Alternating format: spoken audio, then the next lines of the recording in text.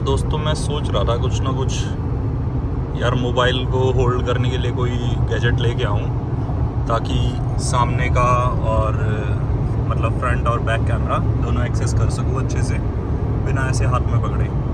तो करते करते ये एक चीज़ दिखी यार मुझे, मतलब मैंने ट्राई करा, एक मैग्नेट का वो था और उस पर ये गिम्बल की जो आर्म है वो अच्छे से, मतलब दोनों ही मैग्नेट हैं।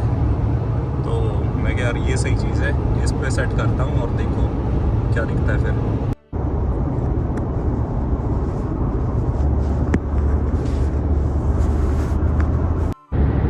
ऐसे हॉरिजॉन्टल करके देखा यार, हॉरिजॉन्टल में इसका वेट थोड़ा ज़्यादा पड़ रहा है फ़ोन का, तो उस पर अच्छे से चिपक नहीं रहा, पर ऐसे वर्टिकल सीधा सही खड़ा है।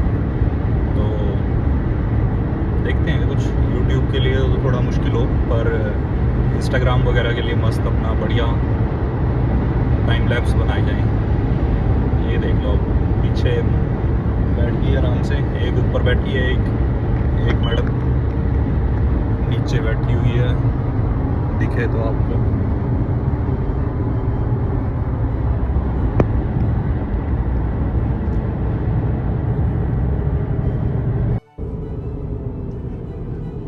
ठीक है दोस्तों, थोड़ा सा कोशिश करी है, प्रॉपर अच्छे से तो स्टेबल नहीं हुआ है पर अटक गया है।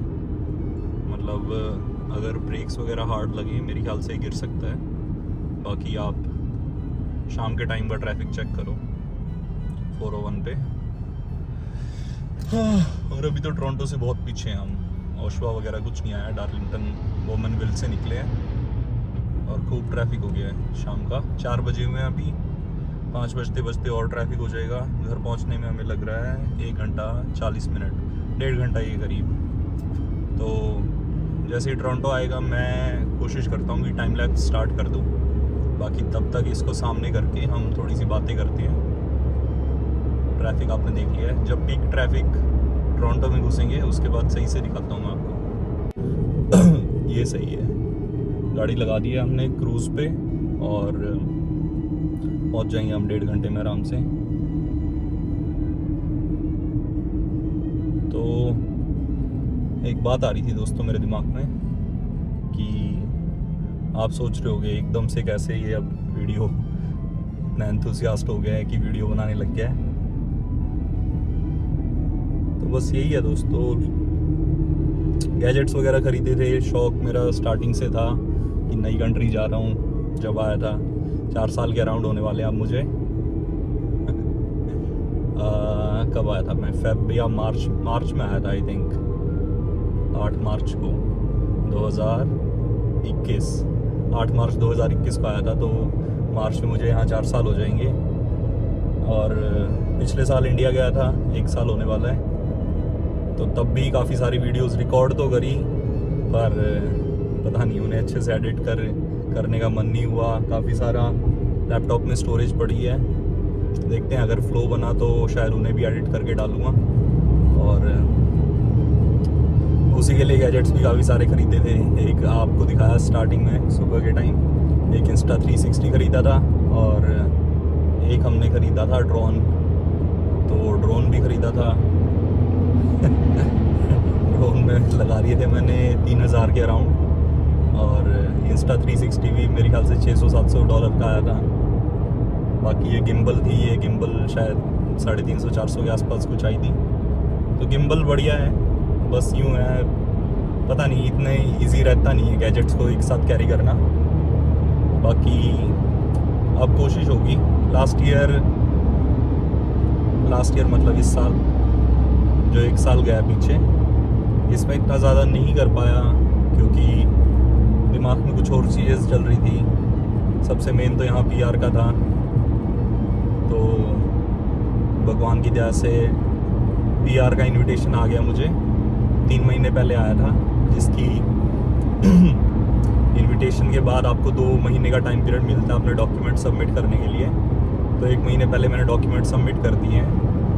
देखो अब सब कुछ ठीक रहा तो शायद COPR आ जाएगी। COPR मतलब कंफर्मेशन ऑफ परमानेंट रेजिडेंस। तो वो आ गई तो फिर तो कंफर्म ही है, पर इनविटेशन आ गया वो भी काफ़ी बड़ी बात है। उसका मतलब अब तो जो टाइम पीरियड लगना है वो ही लगना है आपका, बाकी सारी चीज़ें स्मूथ होनी चाहिए अगर आपके डॉक्यूमेंट्स ठीक हैं। मेरी तरफ से 99% तो डॉक्यूमेंट्स ठीक ही हैं, फिंगर्स क्रोस्ड, सब कुछ ठीक ही जाना चाहिए।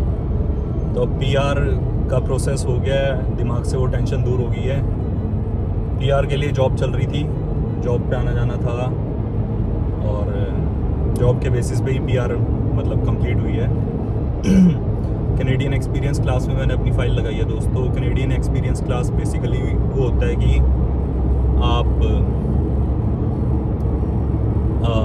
आपके पास कैनेडियन वर्क एक्सपीरियंस हो, जो कि यहाँ पे इंटरनेशनल स्टूडेंट्स को मिलता है, मतलब उन्हें चांस मिलता है कि आप एक्सपीरियंस ले सकते हो। उसमें भी नॉक कैटेगरीज होती थी पहले, नॉक O A B, तो नॉक B तक होता है, नॉक C भी है और नॉक D भी होती हैं। जॉब कैटेगरीज होती हैं, मतलब C में थोड़ी सी सिंपल जॉब्स आती हैं जो स्टार्टिंग में मैंने करी थी, शायद D में भी आती हैं वो कई सारी, जैसे वेयर हाउसेस में काम किया स्टार्टिंग में, अलग अलग एक आधी जगह फूड सर्विसेज में भी काम करा, एक रेस्टोरेंट में काम किया था, एक टिफ़िन सर्विस में काम किया था। वो काम, कुछ काम लीगली कैश सिम पे करे, कुछ काम कभी कभी कैश पे भी करे हमने, अलग अलग वेयर हाउसेस में करे। एक लॉजिस्टिक्स का था DHL का, उसमें किया मैंने। फिर एक यहाँ पे कैंडल फैक्ट्री थी, वहाँ कैंडल मैन्युफैक्चर होती थी, जो सेंटेड कैंडल्स होती हैं, बढ़िया कैंडल्स बनाते थे। बाथ एंड बॉडी वर्क्स में उनकी कैंडल्स जाती थी, और भी अलग अलग जगह जाती होंगी। वहाँ काम किया कुछ टाइम। एक वॉलमार्ट के वेयर हाउस में काम किया था। और क्या क्या काम किया है, एक मैंने डिलीवरी का काम किया है, जो ट्रक्स होते हैं, बॉक्स ट्रक बोलते हैं उन्हें, वो बेसिकली आपका G लाइसेंस पे हो जाता है। उसके साथ अगर आप एयर ब्रेक्स का एग्ज़ाम दे दो, लाइसेंसेस की भी यहाँ कैटेगरी होती है। स्टार्टिंग में मेरा जोर काफ़ी लाइसेंसेस पे भी रहा। सिक्योरिटी लाइसेंस बोलते थे स्टार्टिंग में, सिक्योरिटी लाइसेंस बनवाओ, सिक्योरिटी जॉब आपको इजीली मिल जाएगी। और मेरा एक्सपीरियंस अच्छा रहा है सिक्योरिटी जॉब्स के साथ, क्योंकि मैं कहूँगा मोस्टली स्टूडेंट्स को अपना सिक्योरिटी लाइसेंस ज़रूर बनवा लेना चाहिए। आजकल तो काम की थोड़ी दिक्कत हो रही है, तो आप जितना ज़्यादा ट्राई करोगे उतने ही चांसेस हैं आपके जॉब लगने के। अदरवाइज़ यहाँ सिनेरियो लास्ट एक साल से ऐसे ही चल रहा है कि बहुत सारे बच्चे आ रहे हैं, उन्हें काम नहीं मिल पा रहा, तो वो भी एक स्ट्रगल स्टोरी है बच्चों की। और सिक्योरिटी लाइसेंस था मेरे पास। मैंने एक फोर्कलिफ्ट का बड़ा चलता था उस टाइम के, अब भी है, मतलब कि फोर्कलिफ्ट बनवा लो, फोर्कलिफ्ट का लाइसेंस बनवा लो, फोर्कलिफ्ट का काम मिल जाता है, इजी होता है। आपकी मतलब थोड़ी मैन्यूवरिंग स्किल्स अच्छी होनी चाहिए, ड्राइव करने की, मशीन को ऑपरेट करने की। बेसिक मशीन होती है वो, थोड़ी सी आपको दो चार दिन अगर आप उस पर प्रैक्टिस कर लो कहीं से, तो आप ठीक ठाक काम कर लेते हो, और टाइम के साथ साथ आप उतनी ज़्यादा परफेक्ट होते हो। जैसे गाड़ी चलाते हो वैसे ही वो मशीन है, बस उसमें केयर होती है कि भाई लोड काफ़ी ज़्यादा कैरी करते हो आप। ये सडन ब्रेक लग रहे हैं, क्रूज़ पे लगाई हुई है गाड़ी, बढ़िया चल रही है, कोई दिक्कत नहीं है। कभी कभी हार्ड ब्रेक लगते हैं तो मैं अलर्ट हो जाता हूँ, अदरवाइज़ तो गाड़ी अपने आप स्मूथ चल रही है, कोई दिक्कत नहीं है। तो फोर्कलिफ्ट का बनवाया था दोस्तों। फोर्कलिफ्ट के बाद और क्या क्या काम किया मैंने, डिलीवरी का जो बताया मैंने। लाइसेंसेस पे इतना जोर था मेरा, गाड़ी का लाइसेंस बनवाया मैंने फटाफट। गाड़ी का डायरेक्ट दोस्तों मेरा G एग्ज़ाम क्लियर हुआ था फर्स्ट टाइम में, क्योंकि यहाँ स्टेप वाइज होता है। सबसे पहले आप G1 देते हो, जो कि एक नॉलेज एग्ज़ाम है, मतलब आपको उसमें साइंस पता होने चाहिए। 20 क्वेश्चंस उसमें साइंस के आते हैं, 20 क्वेश्चंस उसमें नॉर्मल आपके जो मतलब क्वेश्चंस होते हैं वो बेसिकली कुछ पूछ रहे हैं, उसके यही MCQ होते हैं, 4 ऑप्शंस। तो आपको दोनों में 16 ठीक करने हैं एटलीस्ट, तब आप एग्ज़ाम पास कर जाओगे। थोड़ा सा डर लगता है स्टार्टिंग में, पर आप दे के आओ, इजी होता है। थोड़ी सी प्रैक्टिस अगर आप करो अच्छे से, काफ़ी सारी ऑनलाइन वेबसाइट्स पे PDF आपको मिल जाएंगी क्वेश्चंस के साथ, तो वो है, आप ट्राई करो और निकल जाता है एग्ज़ाम। अगर आपके मन में डर है तब भी जाके एक बार एग्ज़ाम दो। तो एग्ज़ाम दोगे तो आपको अपनी कैपेबिलिटी पता लगेगी कि यार मेरे 14 ठीक हुए हैं, यार मेरे एक में 18 हो गए हैं, एक में मेरे 16 रह गए हैं। 16 पे तो पास ही है, एक में 15 रह गए हैं। तो बंदा थोड़ी सी दोबारा प्रैक्टिस करेगा तो नेक्स्ट टाइम ज़रूर हो जाएगा उसका। और अगर आपको कॉन्फिडेंस है कि यार गलती से गलत हो गया है, मैं सेकंड टाइम दूंगा तो वो ठीक हो जाएगा। सेकंड टाइम आप साथ साथ उस एग्ज़ाम को दे सकते हो, तो जो सेकंड टाइम आप एग्ज़ाम दोगे वो साथ साथ करवा लेते हैं। और ऐसा होता है कि मोस्टली मतलब जो पिछला एग्ज़ाम आपने दिया उसमें से 5-6 क्वेश्चन वही रिपीट हो जाते हैं, तो ईजी रहता है एक ही बारी अगर आप दे दो। अगर आपको लगता है यार क्वेश्चंस बिल्कुल ही डिफरेंट आ गए हैं, ये तो मैंने कभी पढ़े ही नहीं, तो फिर है कि आप दोबारा जाओ, 1-2 दिन दोबारा अच्छे से पढ़ो और एग्ज़ाम दे दो, तो उसके बाद आपका जीवन क्लियर हो जाता है। दोस्तों, जीवन तो आपको देना ही देना है, उसके बाद ही आपको चॉइस देते हैं। अगर आपका फॉरेन कंट्री का कोई एक्सपीरियंस है ड्राइविंग का, जितने साल का भी, तो वहाँ से एक्सट्रैक्ट निकल जाता है ड्राइविंग का। ऑनलाइन वेबसाइट से भी निकल जाता है आजकल, तो थोड़ा डिजिटल इंडिया का कुछ फ़ायदा ये भी है। अदरवाइज़ तो तहसील कोर्ट कचहरी में घूमना पड़ता था वही कागज़ निकलवाने के लिए, अब चीज़ें काफ़ी ईजी हैं। तो आप ऑनलाइन उसको निकलवा लो, उसको लेके आओ साथ में, और मेक श्योर कि उस पर स्टैम्प हो, क्योंकि यहाँ बड़े पंगे करते हैं भाई। स्टैम्प हो, अपना साथ में लाइसेंस कार्ड लेके आओ जिसमें चिप भी हो। कई जगह मान लेते हैं, कई जगह स्टाफ पे डिपेंडेंट होता है भाई, स्टाफ रूड है तो उनके आगे आप कुछ बोल नहीं सकते।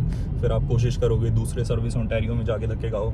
सर्विस ओंटारियो बेसिकली ओंटारियो का मतलब गवर्नमेंट ऑफिस है जो इन सब चीज़ों में डील करता है, आपके लाइसेंसेस में, आपको गाड़ी ट्रांसफ़र करनी है, गाड़ी की आरसी वगैरह ये सब। तो बाकी अलग अलग प्रोविंसेस में अलग अलग डिपार्टमेंट होगी दूसरे नाम से, वो मुझे उनका आइडिया नहीं है। तो आप जीवन के बाद अगर आपका एब्स्ट्रैक्ट है, आपका मिनिमम 1 साल का एक्सपीरियंस है किसी भी जैसे इंडियन ड्राइविंग लाइसेंस पे, तो आप वो उनके सामने प्रेजेंट करके वो अपना एक्सपीरियंस ऐड करा सकते हो, और उसके बाद आप डायरेक्टली एलिजिबल हो जी एग्ज़ाम देने के लिए। जी एग्ज़ाम और G2, अगर वो एक्सपीरियंस आपका नहीं है तो आपको G2 देना पड़ेगा पहले, G2 के बाद आप जी दे पाओगे। G2 और जी में कोई ख़ास फ़र्क नहीं है, आप दोनों में गाड़ी ड्राइव कर सकते हो। G2 में मेरे ख्याल से थोड़ा सा है कि आप हाईवेज़ के ऊपर नहीं जा सकते, जिस पे मतलब 400 सीरीज़ में हाईवे है यहाँ पे, तो जैसे जिस पे हम ट्रैवल कर रहे हैं 401 है, और जो टोल हाईवे बता रहा था वो 407 है। हाईवेज़ का ये सिस्टम है दोस्तों, यहाँ पे जो highway east to west travel कर रहे हैं वो होंगे ऑड सीरीज़ में। जैसे ये ट्रैवल कर रहा है ईस्ट टू वेस्ट, इसका नाम है 401, इसके पैरेलल है वो 407 है, उसके ऊपर जो भी जितने भी होंगे वो सब ऑड सीरीज़ में होंगे, और जो नॉर्थ टू साउथ ट्रैवल कर रहे हैं वो इवन सीरीज़ में है। जैसे एक DVP है, एक औरोरा बैरी से आता है रास्ता, तो वो 400 है, 404 है, ऐसे ऐसे हैं। ब्रैम्पटन में जो फेमस हाईवे है 410, तो वो भी नॉर्थ साउथ है, ब्रैम्पटन, मिसिसागा, कैलेडन, ऐसे जाता है वो। तो यही है, आप G2 पे इन 400 सीरीज़ के हाईवे पे मेरे ख्याल से नहीं जा सकते, और जो जी है उसके बाद आप इन हाईवेज़ पे भी आराम से ड्राइव कर सकते हो, कोई दिक्कत नहीं है। तो मेरा दोस्तों, मैंने फ़र्स्ट अटैम्प्ट में ही अपना जी एग्ज़ाम क्लियर करा। काफ़ी बच्चों को दिक्कत आती है, यहाँ ड्राइविंग क्लासेस भी लेते हैं, ले लेनी चाहिए अगर आपको कॉन्फिडेंस नहीं है। बाकी मैं बोलूँगा अगर आप इंडिया से आ रहे हो भाई, बढ़िया प्रैक्टिस करके आओ, क्योंकि बिना गाड़ी के यहाँ कुछ नहीं है। मतलब है धक्के बहुत हैं, पर ख़ासकर सर्दियों के टाइम पे। गर्मियों में भी है, गर्मियों में भी बसें बहुत टाइम लेती हैं। मैं रेफरेंस देता हूँ आपको, मान लो मुझे आना है अपने घर से अपने काम पे, ब्रैम्पटन से टोरंटो आना है मुझे, तो मुझे गाड़ी में लगते हैं भाई उस चीज़ में 40 मिनट्स के अराउंड। अगर ठीक ठाक ट्रैफिक है, कई बार ट्रैफिक नहीं होता तो 20-25 मिनट भी लगते हैं, आधा घंटा लगता है, ये टाइम है। और वही चीज़ अगर मैं बस में या ट्रेन में ट्रैवल करने की कोशिश करूं तो मुझे कम से कम 1.5 घंटे के आसपास ज़रूर लगेगा।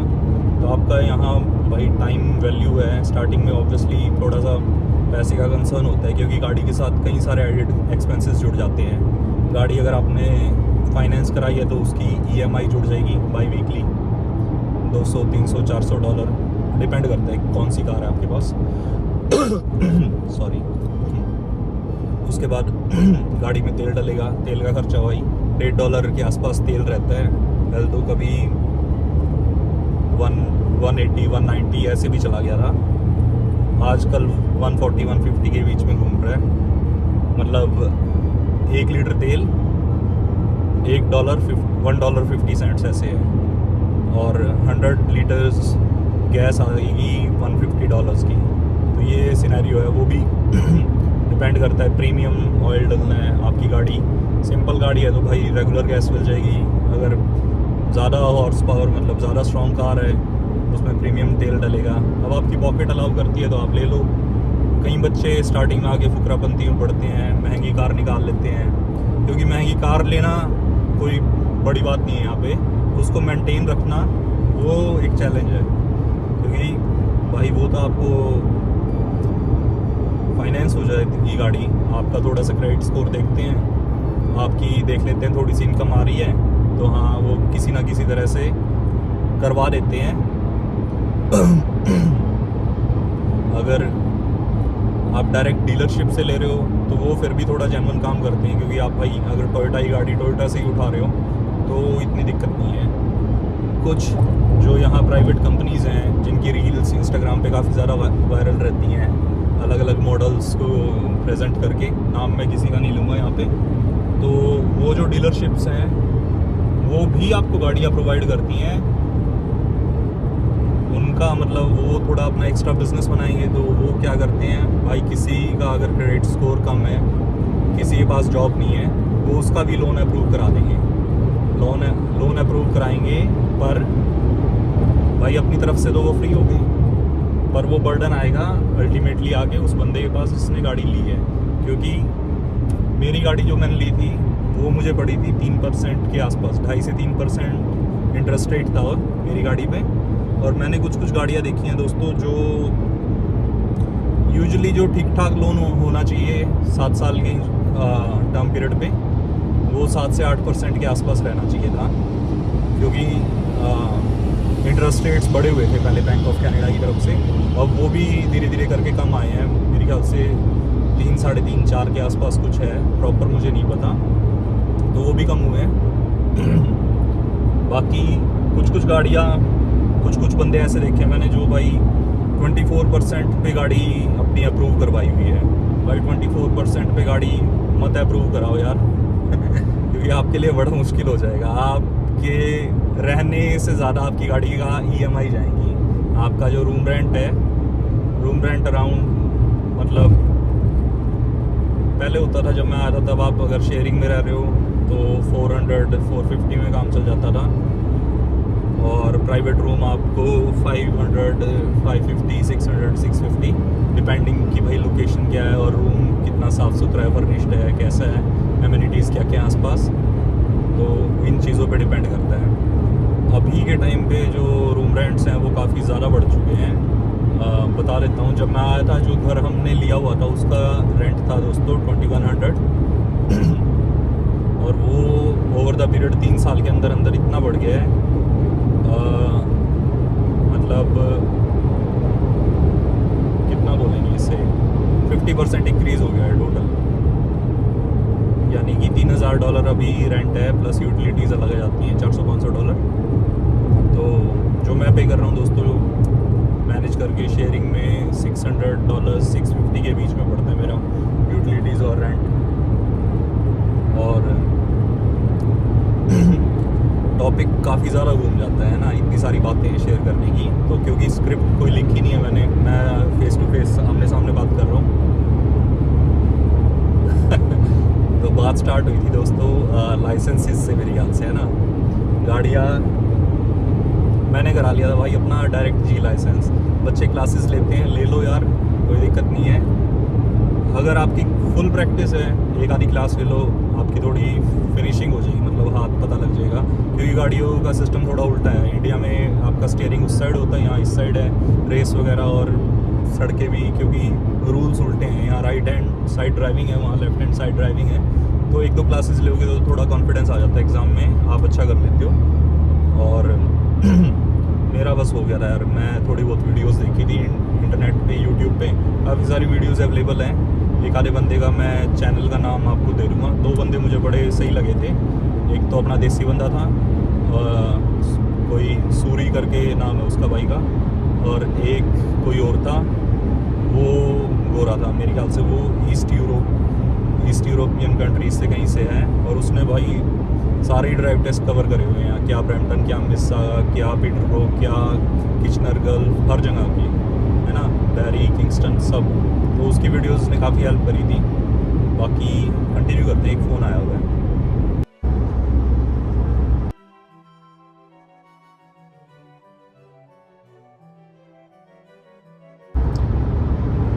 दोस्तों फ़ोन बंद हो गया था, बैटरी ख़त्म हो गई थी यार वीडियो बनाते बनाते सुबह से, क्योंकि एक दिन में इतनी वीडियोस कभी बनाई नहीं है एक साथ। और अभी बस चार्जिंग पे लगाया है। तो ये देखो दोस्तों, हम आ गए हैं अब टोरंटो प्रॉपर। स्कारब्रो ख़त्म हो गया है और अभी आएगा DVP, डॉन वैली पार्कवे। तो वो काफ़ी फेमस हाईवे है यहाँ पे। टोरंटो का जो मेन डाउनटाउन और मिड टाउन है ना, वो आपको मैं बताता हूँ दोस्तों। ये जो हाईवे जो चल रहा है ये है 401 और टोरंटो के, ये बेसिकली टोरंटो को नॉर्थ से कवर करता है। टोरंटो के नॉर्थ पे 401 है, इसके ऊपर जो है वो नॉर्थ यॉर्क है। नॉर्थ यॉर्क क्यों है? क्योंकि नीचे टोरंटो है। टोरंटो का पुराना नाम यॉर्क था, तो बेसिकली वो साउथ यॉर्क हो गया, ये नॉर्थ यॉर्क हो गया। और ये अब आ गया है दोस्तों हमारे सामने, जो हमारे ऊपर है, इसका नाम है DVP। ये टोरंटो को करता है लेफ़्ट साइड से कवर। मतलब आप अगर टोरंटो को ऊपर से देख रहे हो तो राइट साइड से कवर, टोरंटो के पर्सपेक्टिव में देख रहे हो तो लेफ़्ट साइड से कवर। सामने देखो दोस्तों, ट्रैफिक लाइट्स कितनी बढ़िया लग रही है, सही फोकस नहीं हो पा रहा।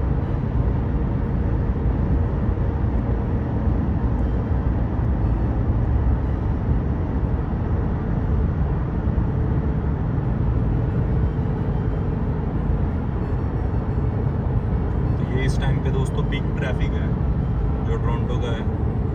और बड़ा मतलब मुझे तो ऐसे लगता है जैसे नदी हो, सामने से वाइट कलर की और इस साइड से रेड कलर की।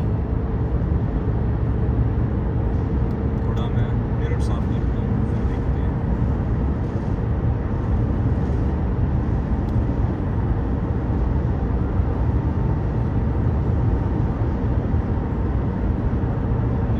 फोकस पर नहीं होता, कोई नहीं, जूम आउट कर दिया। तो दोस्तों एक साइड तो नॉर्थ की साइड इसके 401 हो गया। अगर हम ऊपर से ही देखते हैं तो राइट साइड में ये DVP चला गया। उस साइड लेफ्ट साइड में जो होगा उसका नाम है 427, हाईवे 427। वो लेफ्ट साइड में पड़ेगा टोरंटो के, और टोरंटो के साउथ में से निकलता है दोस्तों गार्डनर एक्सप्रेसवे। तो बेसिकली इन चार हाईवेज के बीच में मेन जो टोरंटो है, डाउनटाउन, मिड टाउन और अपटाउन थोड़ा सा बोल सकते हो आप। बाकी मेन अपटाउन तो इस साइड आपके राइट साइड में नॉर्थ यॉर्क है, ये पड़ता है अपटाउन। ये सामने दो बिल्डिंग आप देख रहे हो, ये यहाँ काफ़ी फेमस आइकॉनिक सी लगती हैं, क्योंकि हाईवे पे आप ट्रैवल करते हो तो ये एक तरह से बिल्कुल टोरंटो की जो बीच में पड़ता है उस सड़क के ऊपर है, बेव्यू के ऊपर। ट्विन टावर से लगते हैं न्यूयॉर्क में जो है। हाँ तो यही है दोस्तों, ट्रैफिक आपने देखो, busiest highway in the world Toronto के अंदर 401। तो मैं ये आपको दोनों ही पर्सपेक्टिव दिखा रहा हूँ। जाते हुए दोपहर का टाइम था, 1 बजे कह रहा हूँ, 12:30 1 बजे। अब आते हुए शाम के 4:30 5 बज रहे हैं। तो हाँ, अब हम अपनी बात कंटिन्यू करते हैं दोस्तों। कहाँ पे थे हम? लाइसेंसेस की बात पे थे। तो आओ अपना एब्स्ट्रैक्ट लेके आओ, अगर आपके पास एक्सपीरियंस है एब्स्ट्रैक्ट सबमिट करो, डायरेक्ट आप जी के लिए एलिजिबल हो जाओगे। इंश्योरेंस की बात होती है दोस्तों, G2 का थोड़ा सा ज़्यादा होता है, जी का कंपैरेटिवली कम हो जाता है। तो इंश्योरेंस भी काफ़ी ज़्यादा मैटर करता है यहाँ पे, अगर मतलब जब आप डिसीज़न लेते हो गाड़ी लेने का, क्योंकि वो एक एक्सपेंस जुड़ जाता है आपका मंथली। वो इंश्योरेंस यहाँ कई फैक्टर्स पे डिपेंड करता है। आपकी एज क्या है, आपको ड्राइविंग का एक्सपीरियंस कितना है, और उसके बाद आपकी गाड़ी कौन सी है। आपकी गाड़ी में अगर सेफ्टी फीचर्स ज़्यादा होंगे तो इंश्योरेंस थोड़ा कम होगा। आपकी गाड़ी कैसी है, कैसी का मतलब यहाँ पे कैसी से मेरा मतलब है कि काफ़ी ज़्यादा कॉमन है, कॉमन सड़क पे नहीं, मतलब चोरों की नज़र में, क्योंकि यहाँ गाड़ियाँ चोरी बहुत होती हैं। आपने कुछ वीडियोस वगैरह, रील्स वगैरह देखी हो, यहाँ से गाड़ियाँ चोरी होती हैं, पोर्ट पे जाती हैं, पोर्ट पे कंटेनर में लोड होके वहाँ से आप देख रहे हो कहीं अफ्रीकन कंट्रीज़ में वहाँ जाके बिक रही हैं वहाँ गाड़ी उतरती है ओंटारियो नंबर प्लेट के साथ। तो ये सीन भी काफ़ी ज़्यादा है भाई। अपनी गाड़ी को यहाँ लोग सेव करने के लिए, कईयों के तो गराज हैं, कहीं जिनके पास गराज नहीं है वो बाहर मैं देखता हूँ कई बंदे अपनी गाड़ी में एयर टैग लगा के रखते हैं कि बाई चांस कुछ हो जाए। और ऐसे इंसिडेंट हुए हैं कि लोगों की गाड़ियाँ चोरी हुई हैं, पर उन्होंने वो ट्रैक कर ली गाड़ी कहीं और खड़ी हुई एयर टैग की मदद से। अपने आईफोन में एयर टैग की लोकेशन को ट्रैक करते हुए वो पहुंच गए। और पुलिस यहाँ भाई कुछ नहीं करती। पुलिस को आप लेके जाओगे साथ में कि भाई मेरी गाड़ी ऐसे ऐसे चोरी हुई है, आपके पास वीडियो एविडेंस भी हैं, आपके घर पे या कॉलोनी में स्ट्रीट्स पे जो भी कैमराज हैं आप उनसे फुटेज एक्सट्रैक्ट करके दिखाते हो पुलिस को कि ऐसे ऐसे देखो भाई रात को चोरी हुई है, या दिन में भी चोरी हो रही है, दिन दहाड़े भी। तो पुलिस कहती है हम कुछ नहीं कर सकते, आपको आपकी गाड़ी मिल गई है, अच्छी बात है, अपनी चाबी लो, अपनी गाड़ी स्टार्ट करो, ले जाओ। तो बकवास सा ही सिस्टम लगता है मुझे। यहाँ बोलते हैं कि आ जाती है, पर आ भी जाती है पर कुछ इतना खास करती नहीं है तो अपनी गाड़ी के कई बंदे स्टीयरिंग फंसा के रखते हैं, लॉक होता है जो स्टीयरिंग वाला वो लगा लेते हैं। कहीं टायर के ऊपर, जो इंडिया में भी पुलिस वाले नहीं लगा देते हैं, कहीं अनऑथराइज पार्किंग में गाड़ी खड़ी है तो वहाँ वो टायर में लॉक सा लगा देते हैं, फिर आगे उसको टो कर लेती है गाड़ी। तो उस तरह का लॉक भी लगा के रखते हैं लोग, मैंने देखे हैं। चोरियाँ मतलब दिन दहाड़े होती हैं, लोग घरों के दरवाजे तोड़ के सामान चोरी करते हैं। बेसिकली मोस्टली तो गाड़ी ही चोरी करने की कोशिश करते हैं, सीधी चाबी उठाते हैं। और पुलिस यहाँ की कैसी है भाई साहब, पुलिस एडवाइजरी इशू करती है कि ये हाउस ब्रेक के इंसिडेंट्स काफ़ी बढ़ चुके हैं अपनी सेफ्टी के लिए, क्योंकि मोस्टली उनका टारगेट होता है गाड़ी उठाना। अपनी सेफ्टी के लिए तुम गाड़ी की चाबी दरवाजे के नज़दीकी कहीं रख दो, दीवार पे टांग दो, या कोई स्टूल वगैरह टेबल है उस पर रख दो, ताकि उन्हें ज़्यादा दिक्कत ना हो, वो फटाफट आएँ, चाबी उठाएं, अपना गाड़ी लेके निकले, आप सेफ रहो। बताओ भाई साहब किस तरह की पुलिस है। पुलिस पैसे खूब लेते हैं, 80-90 हज़ार से स्टार्टिंग हो जाती है इनकी साल की, और सीनियरिटी के बेसिस पे 1-1.5 लाख इजीली सैलरी होती है मतलब। तो फिर गाड़ी का ये है, पर फिर भी भाई गाड़ी ज़रूरी है। आपने खुद देखा है हाईवे पे कितना ज़्यादा ट्रैफिक है। यहाँ की जनसंख्या है मात्र 4 करोड़, पूरे कनाडा की बता रहा हूँ, जिसमें से 1/3 पॉपुलेशन मैं बोलूँगा कि इस एरिया में सिचुएटेड है। जैसे ही मैंने कहा था 1/3 बोल रहे हैं, 30% के अराउंड टोरंटो और आसपास की सिटीज़ में यहाँ पे है। पर फिर भी यार कंपैरेटिवली बहुत ज़्यादा ट्रैफिक दिखता मुझे। मतलब अगर दिल्ली में होता हूँ तो वहाँ ऐसा ट्रैफिक दिखता है, वहाँ थोड़ा और ज़्यादा है, पर फिर भी यहाँ भी खूब है।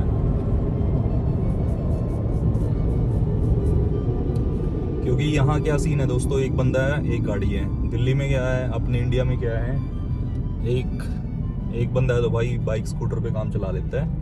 फैमिली है, फैमिली बड़ी हो रही है, ज़रूरत है, और वो थोड़ा एलिजिबल है बंदा, घर का जो भी करता धरता है, तो वो कोशिश करता है कि भाई गाड़ी ले ले, अपना चलाते कम से कम है, क्यों फ्यूल के एक्सपेंसेस भाई बजट मेंटेन करके रखना पड़ता है उन चीज़ों का।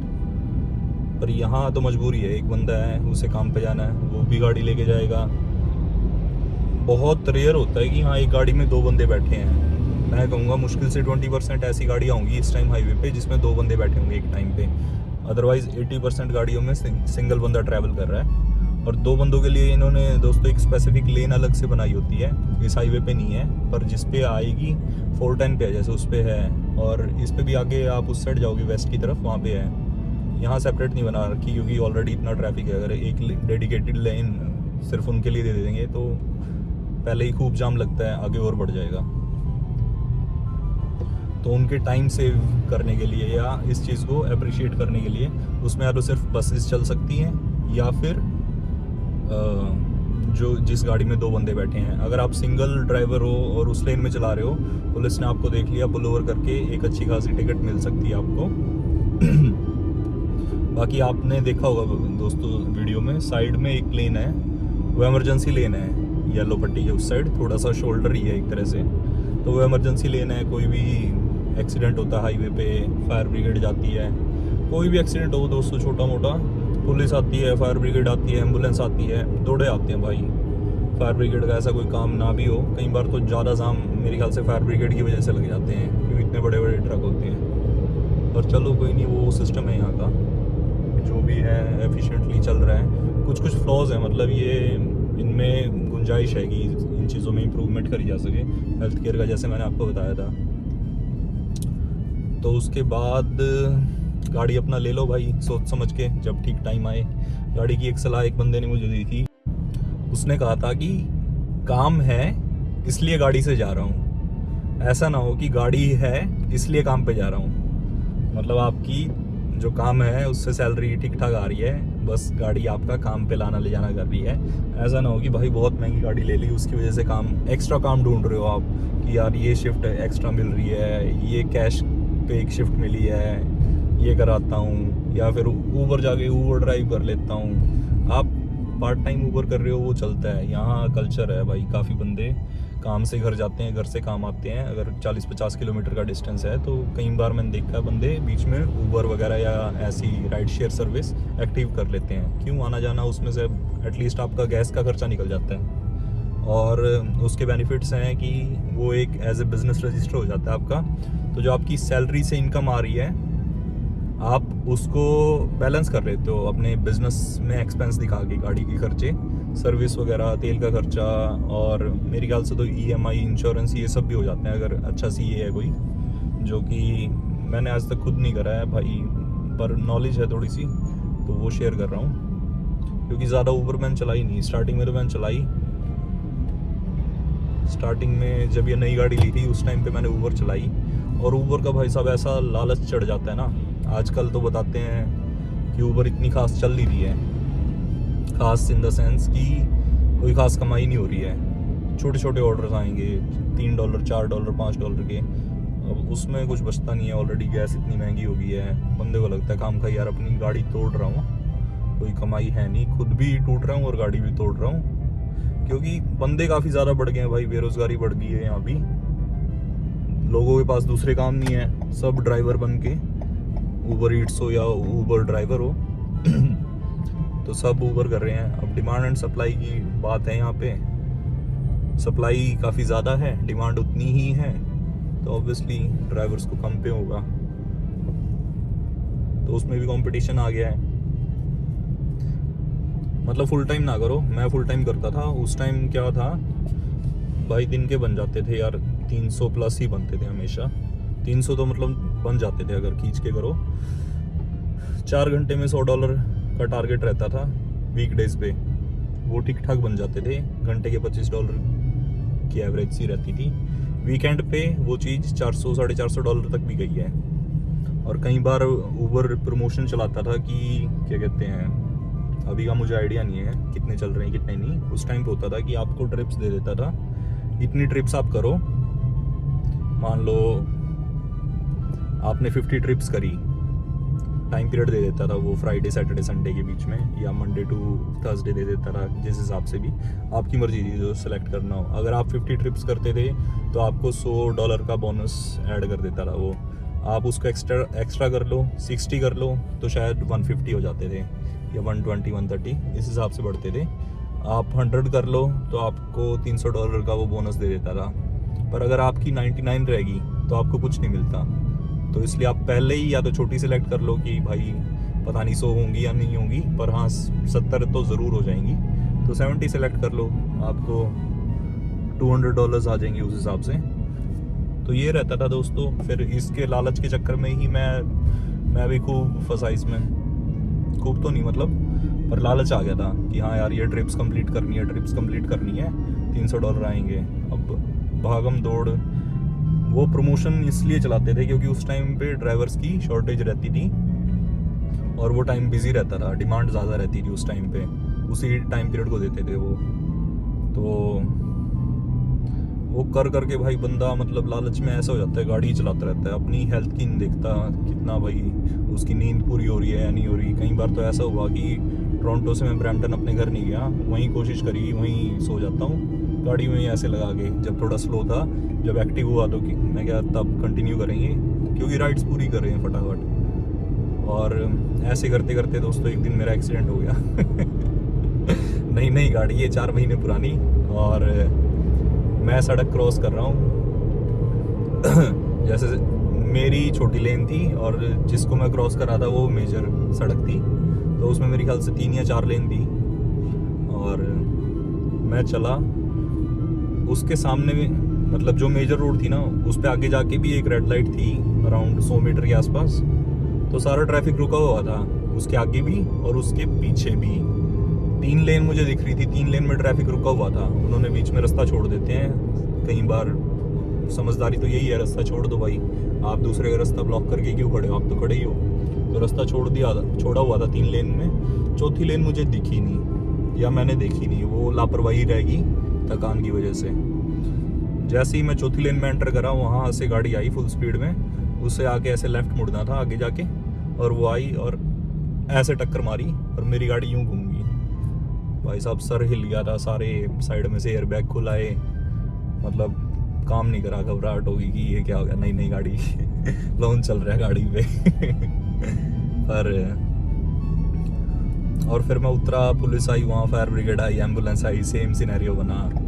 शुक्र है मुझे कोई टिकट नहीं मिली, वो कहते ठीक है चलो एक्सीडेंट था कोई बात नहीं।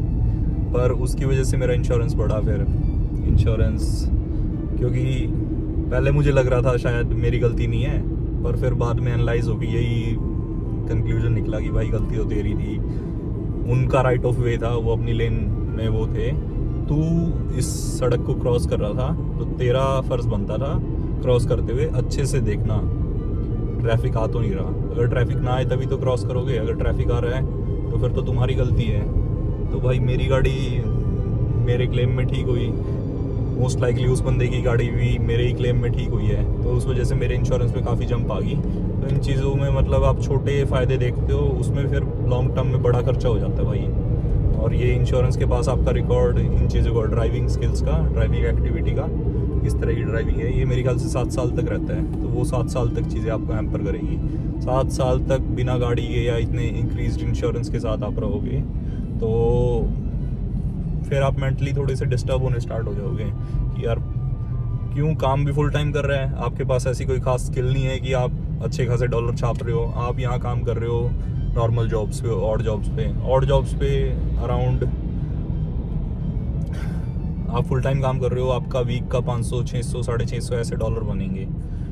600 एवरेज लगा लो, $2400 में से आप देखोगे यार गाड़ी का खर्चा तेरा 1000-1200 हो गया, 1000-1200 ये हो गया। उसके बाद आपका रहने का खर्चा है, आपके खाने पीने का खर्चा है, आपका फ़ोन का खर्चा है ना।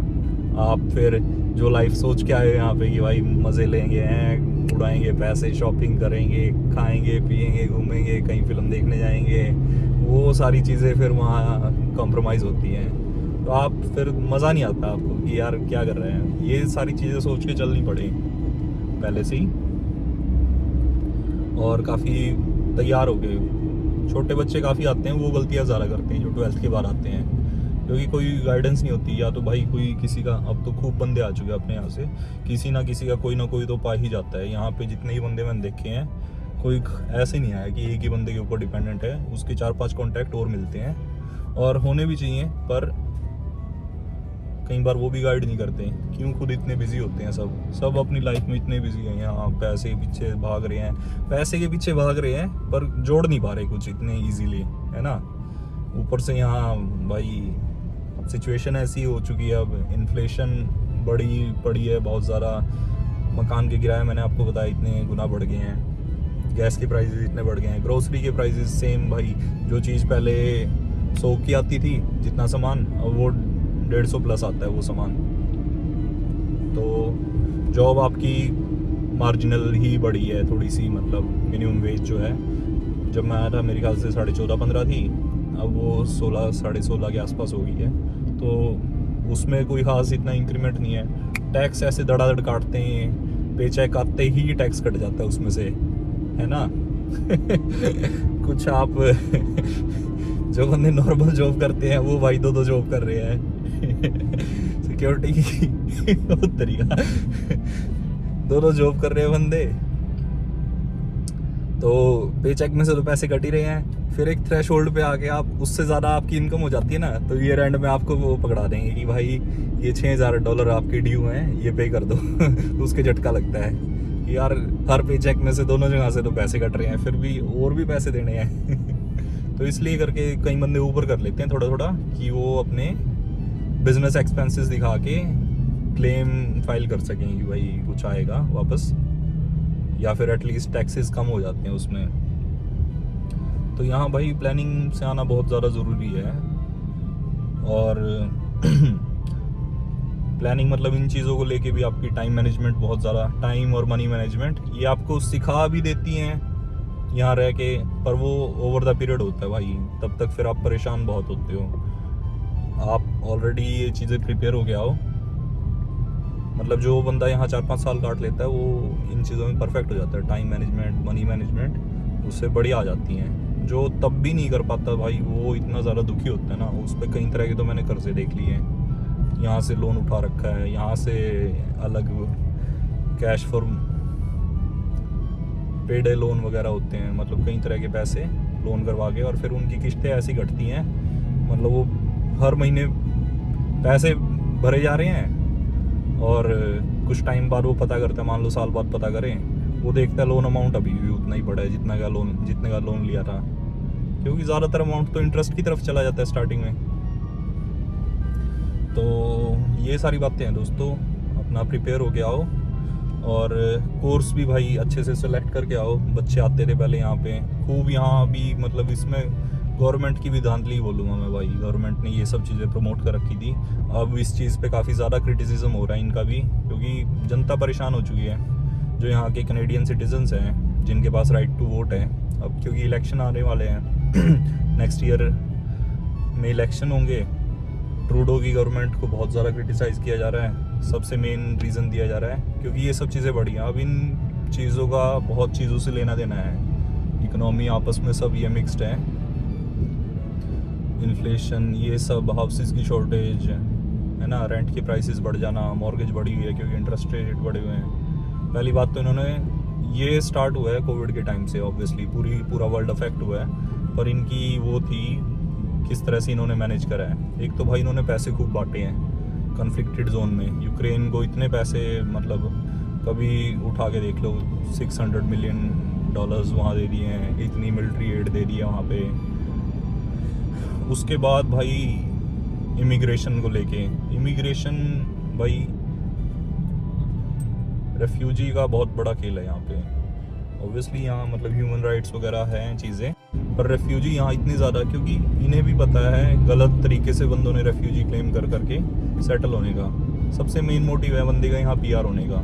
जो स्टार्टिंग में बहुत पहले अपने कम्युनिटी के बंदे आए हैं भाई, वो आए हैं उस टाइम पे, टाइम ईजी था, बढ़िया सेटल हो गए हैं, यहाँ कमाई ठीक है, खर्चे भी हैं नो डाउट, पर हम जो इमिग्रेंट कम्युनिटी है वो भाई हार्ड वर्किंग है, तो उन्होंने ओवर द ईयर अच्छे खासे यहाँ सेटल हो गए हैं। बिजनेसेस भी हैं काफ़ी सारे, ट्रकिंग के हैं, फूड चेन में हैं, ग्रोसरी वगैरह में हैं, और भी अलग अलग चीज़ों में हैं, तो वो सेटल हो गए हैं। अब उनका देखा देखी, क्योंकि इंडिया में भी भाई अनएम्प्लॉयमेंट तो खूब है,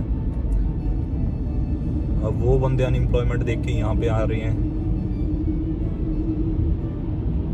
यहाँ भी सिचुएशन उससे ज़्यादा है। अब अनएम्प्लॉयमेंट वहाँ फिर भी सही जाए, क्योंकि वहाँ आपका खर्चा रुपीज़ में है, यहाँ आपका खर्चा भाई वो डॉलर में है। अगर आप कुछ कमा नहीं रहे हो, अगर आप मिनिमम वेज पे काम कर रहे हो, तो आप इवन आउट से होते हो, जितना कमा रहे हो उतना आप खर्चा दे रहे हो, आप बस रह रहे हो यहाँ पे, है ना, एक्सपीरियंस ले रहे हो, यहाँ क्या वर्क कल्चर है, यहाँ के लोग कैसे हैं, यहाँ का लाइफस्टाइल कैसा है। यहाँ पे सेविंग वेविंग करने के लिए तो आपकी अच्छी जॉब होनी चाहिए कोई, या तो स्किल जॉब हो। स्किल जॉब्स यहाँ काफ़ी ज़्यादा ट्रेंड में है और करनी चाहिए भाई सबको।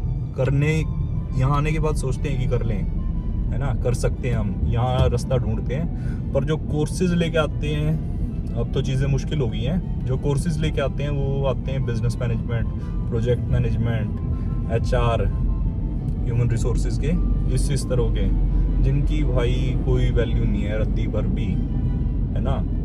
पहले यूं था, पहले तो नॉर्मल था कि भाई आपको वर्क परमिट मिल जाता है, वर्क परमिट के बेसिस पे आप यहाँ पे आके वर्क एक्सपीरियंस लो, उस वर्क एक्सपीरियंस के बेसिस पे आप अपनी PR अप्लाई कर सकते थे, क्योंकि तब था पॉइंट सिस्टम अब भी है, पॉइंट आते थे 470 के आसपास की रेंज रहती थी। अब वो पॉइंट सिस्टम, जो पॉइंट्स आते हैं, ड्रॉ आते हैं, वो 530 540 तक गए हुए हैं, जो कि बहुत ज़्यादा मुश्किल है। बंदा 12th वाला तो भूल ही जाता है ना। पहले चांसेस रहते थे कि दूसरे प्रोविंसेस में मूव होके भी सेटल हो जाते थे बंदे किसी ना किसी तरह। पहले PNP आ जाती थी, उसके बाद PR हो जाती थी कुछ टाइम में। अब वो चीज़ें भी बहुत ज़्यादा डिफ़िकल्ट हो रही है। अगर आप अपनी खुद से क्या कहते हैं रिसर्च नहीं करोगे तो आप बहुत ज़्यादा परेशान होने वाले हो, क्योंकि आपका एक बार वर्क परमिट ख़त्म हो गया तो वो दोबारा नहीं मिलेगा आपको। आप सोचो कि दोबारा पढ़ाई करके फिर दोबारा वर्क परमिट मिलेगा। PGW भी एक ही बार मिलता है 2 साल का कोर्स करो तो 3 साल का वर्क परमिट मिलता है, 1 साल या 2 साल से कम का करो तो उतने ही टाइम पीरियड का वर्क परमिट मिलता है। अब इन चीज़ों में भी बहुत ज़्यादा चेंजेस करे हैं गवर्नमेंट ने इमिग्रेशन को लेके, क्योंकि क्रिटिसिज्म बहुत ज़्यादा हो गया था यहाँ। कैनेडियंस इतना ज़्यादा वो करते थे ब्लेम, और सारा एक तरह से ब्लेम आता था भाई इमिग्रेंट्स इतने ज़्यादा आ गए हैं। इंडियन कम्युनिटी, कई वीडियोस वायरल हुई हैं कि टिम हॉर्टन्स पे देखो, वॉलमार्ट वगैरह में देखो, सब इंडियंस लगे हुए हैं। क्यों लगे हुए हैं लगे हुए हैं भाई, क्या बता सकते हैं। अप्लाई करा है, किसी के कुछ रेफरेंस है, रेफरेंस सिस्टम चलता है, अगर उनका है तो वो भी अप्लाई कर सकते हैं तो ये क्रिटिसिज्म काफ़ी ज़्यादा हुआ है। बाकी इसकी मार तो स्टूडेंट्स पे भी पड़ी है। किराया, रेंट वगैरह काफ़ी ज़्यादा बढ़ गया है। जो चीज़ मतलब 400 तक हो जाती थी वो अब 550 600 तक पहुंच जाती है बच्चों की। और तो इन क्रिटिसिज्म को देख के मुझे काफ़ी ज़्यादा चांसेस लग रहे हैं कि ये गवर्नमेंट जाने वाली है अब लिबरल। ट्रूडो की 8 साल सरकार रह चुकी है, हो जाएगी आगे। काफ़ी हाई चांसेस हैं कंजर्वेटिव्स के आने के, क्योंकि जनता परेशान है, सभी परेशान हैं। और अपने इमिग्रेंट्स जिनके पास अभी राइट टू वोट ही नहीं है, क्योंकि PR के पास भी नहीं होता, सिटीज़न के पास ही होता है। तो जो सिटीज़न है वो अलग वोट बैंक हो गया, इंटरनेशनल स्टूडेंट्स अलग हो गए। इंटरनेशनल स्टूडेंट्स को भी पहले PR खूब बटी हैं। एक तो Tier 2 PR का सिस्टम इन्हें लाना पड़ा था, वो कोविड के टाइम पे था, क्योंकि बाहर से ये उस टाइम पे इमिग्रेंट्स बुला नहीं सकते थे, बॉर्डर्स क्लोज थे, आपको ध्यान हो। और एक बार ड्रॉ इन्होंने निकाला था सिर्फ 75 पॉइंट्स का, 75 था, पता नहीं 70 था, तो उसमें सबकी चांदी होगी। वो था कि भाई जिस भी बंदे ने अपनी फाइल पूल के अंदर डाली हुई है उन सभी को इनविटेशन आ गया था। तो ये सीन था। उसके बाद कई बंदों की एक्सपेक्टेशन रही कि यार PR तो मिल ही रही है, अब वर्क परमिट ख़त्म हो रहे हैं बंदों के। कई बंदे देखे हैं कि प्रोटेस्ट चले हुए हैं, प्रोटेस्ट कर रहे हैं कि भाई वर्क परमिट बढ़ाओ। हमें उम्मीदें थी, बच्चे दूसरे प्रोविंसेस में गए हुए थे कि इस जॉब कैटेगरी में PNP उनकी अप्लाई हो जाएगी। ऑल ऑफ सडन वो रूल चेंज कर दिया कि ये कैटेगरी अब हट गई है, या फिर ये जॉब कैटेगरी नहीं आती अब PNP के अंडर। तो उन सब के प्रोटेस्ट, मतलब बेसिकली ये है अभी जो इन डिमांड चीज़ें हैं और जो हमेशा यहाँ पे रहेंगी, वो 2 चीज़ें सबसे मेन है भाई। एक तो है ट्रेड की चीज़ें, ट्रेड में यहाँ आ गई कंस्ट्रक्शन, कुछ भी आ गई भाई, construction, electrician, plumber, painter, concrete worker, है ना। 20 तरह की कंस्ट्रक्शन होती है। जो भी मतलब मैनुअल काम कर सकता हो भाई, हाथ से, हाथ का कारीगर है, वो काम जो कर सकता है वो ट्रेड्स में आ गए। उनकी PR है, क्योंकि उनकी शॉर्टेज है यहाँ पे, हमेशा ही रहेगी। बंदे यहाँ के क्योंकि इतने ज़्यादा नहीं करते। स्मॉल टाउन में आप जाओगे वहाँ दिखेंगे आपको जो बंदे हैं ट्रेड के ऑक्यूपेशन में काम करते हुए। यहाँ टोरंटो वगैरह में इतने ज़्यादा मुझे नहीं दिखते। दूसरी चीज़ है हेल्थ केयर की शॉर्टेज है भाई, वो चलती रहती है हेल्थ केयर का, क्योंकि एक्सपेंडिचर काफ़ी ज़्यादा है। इसी तरह की इनकी पॉलिसी है, सारे का सारा हेल्थ केयर इनका फ्री है। हेल्थ केयर ठीक नहीं है पर फ्री है। टाइम काफ़ी लंबा लग जाएगा, कहीं महीनों बाद की डेट मिलती है, सर्जरी वगैरह करवानी हो किसी को। और तो हेल्थ केयर है दोस्तों, हेल्थ केयर के आप कोर्सेज ले सकते हो। मैं तो यही सजेस्ट करूँगा, क्योंकि मैंने खुद इंटरनेशनल बिजनेस मैनेजमेंट करके कोर्स लिया था, ग्लोबल बिजनेस मैनेजमेंट, जो कि यहाँ कुछ काम नहीं आएगा। आपकी थोड़ी सी नॉलेज बढ़ा देगा भाई बिजनेस स्किल्स की, पर अगर आपने बिज़नेस करना हो उसमें हेल्प कर सकता है, पर वो भी इतना कोई ख़ास नहीं है भाई। आप यूट्यूब पे वीडियोस देखो, आप नेटफ्लिक्स वगैरह की डॉक्यूमेंट्रीज देखो, तो उससे ज़्यादा ज्ञान आपको आ जाएगा। सिर्फ ज्ञान के लिए आप यहाँ पे कितनी फ़ीस हो चुकी है अब, 8-9 हज़ार सेमेस्टर की फ़ीस है, 4 सेमेस्टर की हो गई, नॉट रसपाई $36,000। अगर सिर्फ ज्ञान के लिए आप $36,000 देना चाहते हो तो कोई फ़ायदा मैं मानता नहीं। बंदे क्यों देते थे? पीआर के लिए। अब पीआर वाली चीज़ हो गई है डिफ़िकल्ट, तो कोर्स अपना अच्छा सेलेक्ट करके आओ, या तो आप हेल्थ की कैटेगरी में जा सकते हो। बच्चे ऐसे हो चुके हैं यहाँ पे कि पूरा कोर्स करा है 2 साल का, उसके बाद वर्क परमिट आ गया, वर्क परमिट चल रहा है, 1-1.5 साल वर्क परमिट के ख़त्म हो गए, उसके बाद कह रहे हैं कि यार PSW का कोर्स होता है, पर्सनल सपोर्ट वर्कर, वो एक तरह से हेल्थ की कैटेगरी में आ जाता है। नर्सिस जैसे, नर्सिस तो यहाँ वैसे बड़ी चीज़ है, नर्सिस की हेल्प बोल सकते हो आप एक तरह से, मतलब वो हमेशा ही उनके साथ प्रेजेंट रहती है, इसलिए उनका नाम पर्सनल सपोर्ट वर्कर। तो वो कहते हैं कि भाई ये कोर्स कर लेते हैं। अब कुछ कॉलेजेस ने वो ऑफ़र करने स्टार्ट कर दिए, प्राइवेट कॉलेजेस ने, कहते हैं ऑनलाइन लगा लो, कोई दिक्कत नहीं है। सब पैसा बनाने का सिस्टम है, सबको पैसा चाहिए, तो और बच्चों की मजबूरी है, उन्हें करना पड़ रहा है। तो इससे बेटर है अगर आप जब एडमिशन ही ले रहे हो, अपना वीज़ा अप्लाई कर रहे हो, उसी टाइम पे कोर्स ढंग का सेलेक्ट कर लो, हेल्थ केयर से रिलेटेड कर लो, ट्रेड से रिलेटेड कर लो, अपनी रिसर्च अच्छी करके आओ। दोस्तों इस वीडियो को अब यहीं पे ख़त्म करते हैं, काफ़ी लंबी वीडियो हो गई है, और नेक्स्ट वीडियो अपलोड करता हूँ मैं नेक्स्ट पार्ट में। तब तक अपना ध्यान रखिए, चैनल को सब्सक्राइब कर दीजिए, वीडियो अच्छी लगी हो, थोड़ी जानकारी मिली हो तो वीडियो को लाइक कर दीजिए।